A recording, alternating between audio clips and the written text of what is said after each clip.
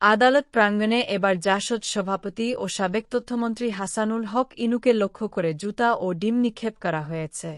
এ সময় একাধিক ডিম ইনুর শরীরে পড়েছে বলে জানা গেছে। মঙ্গলবার বিকালে ঢাকা সিএমএম কোর্টের নিচে এ ঘটনা ঘটে।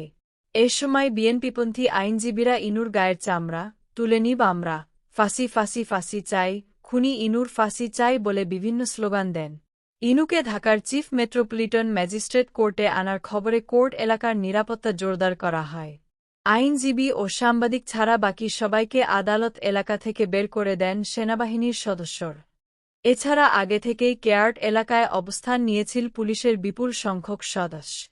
বিকাল ৪টা ৫০ দিকে ঢাকা মহানগর পুলিশের গোয়েন্দা বিভাগের একটি দল ইনুকে সিএমএম কোর্টে আন। নিরাপত্তার প্রয়োজনে তাকে বহনকারী গাড়ির সামনে পেছনে পুলিশের ৩টি প্রোটেকশন গাড়ি ছিল। এর আগে গত রবিবার রাজধানীর উত্তরার একটি বাসা থেকে ইনুকে গ্রেফতার করা হয়।